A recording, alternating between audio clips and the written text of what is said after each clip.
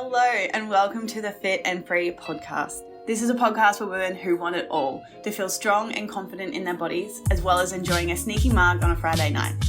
I'm an exercise physiologist and sports nutritionist, here to teach you how to achieve your body goals without food and your body controlling your life. So let's jump in.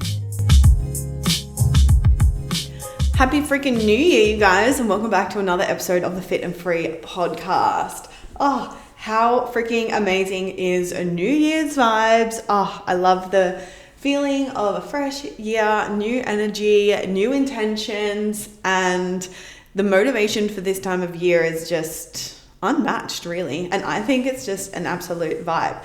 It's such a good time of year to sit down and reflect and really sit down and reflect on how we went in the previous year, what we're bringing in to the new year, and essentially what we need to let go of.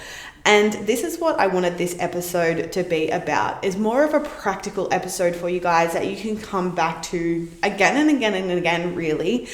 And giving you guys some questions and some journal prompts and a process essentially that you can follow to really reflect in on what went well in the year, what didn't go so well, and then setting some new intentions for this year.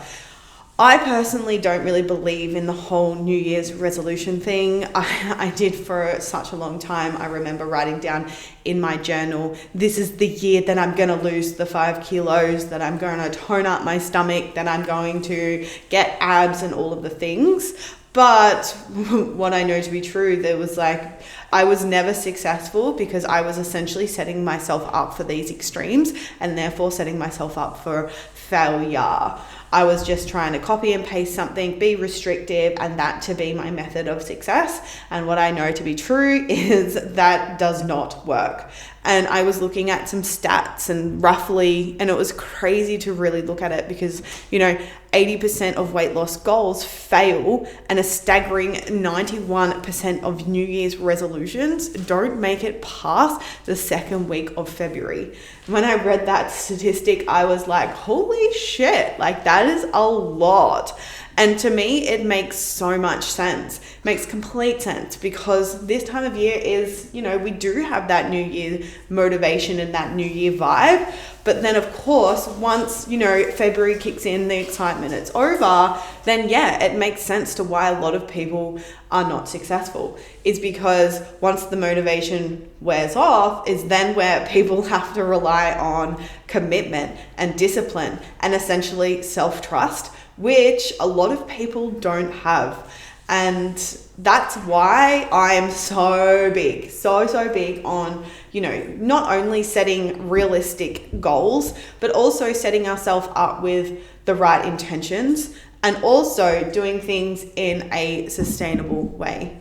And the way that I like to approach setting up intentions for the new year is all about just a self-reflection on how I was showing up every single day within my life, because the process that I'm going to share with you guys today is not something that I just like to sit down and do at the new year. It's something that I'm constantly doing. I'm constantly self-reflecting, constantly looking at my own behaviors, my own reactivity, my own habits, and reflecting essentially on the things that are holding me back from me to actually reach my goals.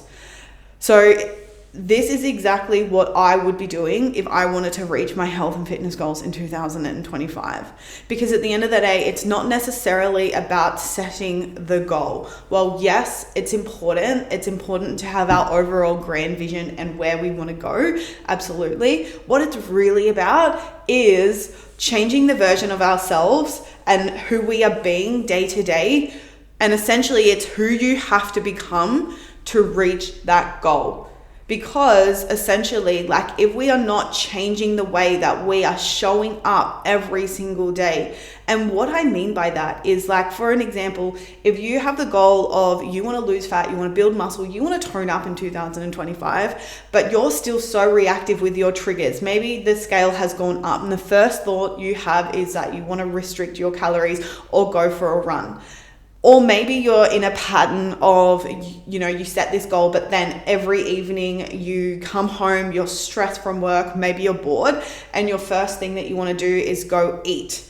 Or maybe it's, you finish dinner and then the cookies in the cupboard or the chocolate or the ice cream or whatever it is sitting there, and then you're like, no. But then you get triggered, you're bored, you're stressed, you're feeling lonely, or whatever it looks like, is then your coping mechanism is then to go to food. Then how do you expect to reach your goal if that is who you're being and the decisions that you're making every single day? It's not going to work. And that's why, like, these diets, these extremes, this restriction doesn't work, because you're not changing who you're being. You're not looking at your behaviors. You're not looking at your habits. You're not looking at your patterns. Essentially, you're not looking at your self-sabotage that is actually stopping you from reaching your goals. All you're doing is you're just saying, I'm going to be good, I'm going to be restrictive, I'm going to be healthy, without actually looking at the thing that's causing you to be stuck. And that's what this process can really do. This process can really help you look deeper within yourself so that you can really have that moment of honest self-reflection and really see where your self-sabotage is actually playing out, and some of the behaviors and the patterns that you've been doing, and then taking that moment to being like, whoa, like I'm self-sabotaging here, there, and everywhere. And because essentially once you have the awareness of why you're doing a certain thing, why you're emotional eating, why you're restricting your calories, why you're going for a run, why you're cutting out sugar, like once you understand your reasoning behind why you're doing something, is then you have the awareness to change. Because if you don't, then you're just going to be stuck in the same cycles. You're going to be super excited for the next 2 months, and then you're going to fall flat on your face when the motivation dies.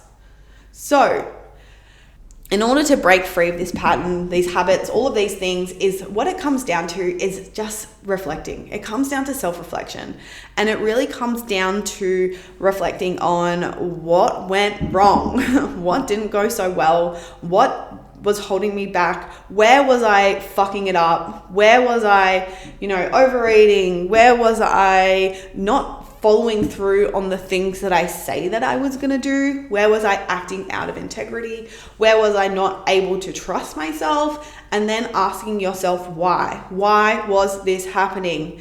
Because, like, honestly, you guys, it's like your mindset is key, and the difference between people who are successful long term and the people who are not is mindset work. It truly, truly is, because your mindset is so important, because essentially it's controlling everything. It's controlling how you are showing up every single day. And it's really easy to bypass. It's really easy not to, pay attention to it. It's really easy not to sit down and journal and actually complete these questions, because it's too hard. And it's, we're in a world where, like, everything is available to us at our fingertips. Like, for example, is, if you're bored, you can get onto TikTok and you can scroll. You can get on YouTube, you can watch a video. You can quickly fill the void so fast. So then it's really easy to make an excuse or play the victim or blame on something else on why you can't do something, and therefore why you don't have a result. So I hope that providing you with these questions can really help you build some self-awareness on why you weren't successful potentially with your goals in the past, and giving you a bit more of an action plan of how to set yourself up to actually achieve your goals in 2025. So number one, let's get into the tangible things. Question number one is reflect on your New Year's resolution and intention setting. I want you to look back. What was the most significant lesson you've learned this past year, and how has it shaped who you are? Number two is reflecting on your self-sabotaging patterns. Maybe that looks like overeating, eating chocolate late at night, skipping the gym, not planning your meals, not doing your grocery shopping, ordering Uber Eats, whatever that, restricting your calories, whatever that looks like for you, is what are the patterns that you keep doing, essentially the things that you keep saying that you don't want to do, you know that they're bad, you know that they're toxic, but you keep doing them anyway. I want you to ask yourself is why? Why have I been holding on to these? What is the benefit that I am gaining from this? Why do I keep doing this again and again? So for example, maybe it is eating chocolate late at night. Why do you keep doing that? Well, maybe it's because I'm under eating all day and actually I'm freaking starving in the evening. So therefore my body is looking for quick, fast energy. I'm craving sugar. And then I'm also utilizing it as comfort. Like I'm stressed. I'm overwhelmed, like I've got a lot going in my life. So the combination of under eating, your body is craving energy, and paired that with emotional eating because you're so freaking stressed, then it's okay. That is why I'm eating that chocolate in the evening. Cool. Now you have the awareness of that you're bored, you're stressed, and you're under eating. Cool. Now you can create an action plan of fixing that. Now you know that you need to cure your boredom. Now you need to know how to emotionally regulate and process your stress in a healthy way. You need to look at self-care. You need to work on strategies in order to help you self-soothe and overcome these negative emotions that you can't process, instead of leaning on chocolate to soothe yourself and cope with what you're going through. Then for the boredom thing is you have to get a hobby. You have to start having more fun in your life, so that food is not like the biggest pleasure and joy within your life. Like, how cool is that you can build that awareness of why you're doing something from just asking yourself that question. Number 3 is what you're then going to do is ask yourself, setting the intentions of, now that I know that why I'm doing these patterns, it's what do I need to let go of? What do I need to take responsibility for moving into 2025? Essentially, who do I need to become to actually achieve the things that I want this year? Where do I have to step up? What skills do I need to build? What mindsets do I need to develop? And sitting in and anchoring into that. And you guys, this is not a process that's going to take you 5 minutes. This should take you, an hour, even, longer than that, to really actually have a deep reflection and really be brutally honest with yourself.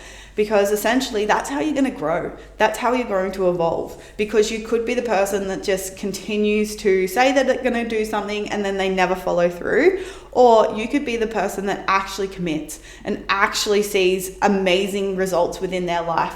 Whether that's your health and fitness, whether that's, in your career, whether that's you in your business, starting a business, wherever you are in your journey. Because this is how you're going to be able to achieve every level of success that you truly desire.